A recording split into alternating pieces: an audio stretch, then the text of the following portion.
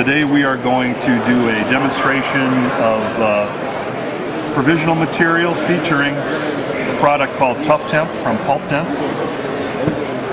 I've got a model that's been prepared for me that simulates 4 anterior crowns, and we've made a previous suck down with Raintree Essex plastic of the preoperative model so that we can use this as a stent to make the provisional for the case.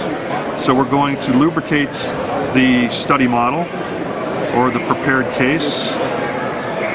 Always make sure you lubricate the adjacent teeth as well, because you will get some overflow of the provisional material onto those areas. This also washes off with the water spray, leaving no aftertaste.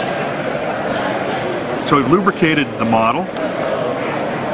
Our patient's ready to go. We've selected a shade A2, which theoretically will match the patient's natural teeth.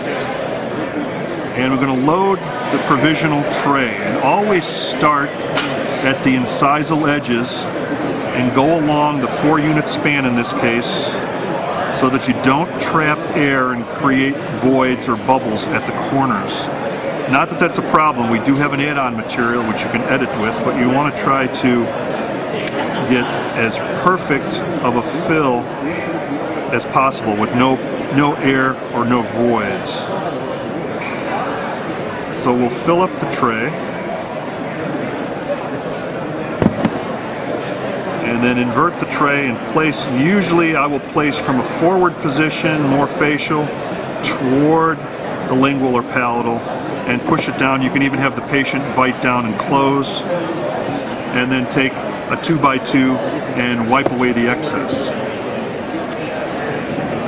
In lieu of a 2x2 here, I have an alcohol swab, which I will use to wipe away the excess. You can also use a brush, a disposable brush, to remove that from the patient. So now we're going to sit and let this set. After approximately 2 minute and 30-second set, we're going to carefully remove the plastic shim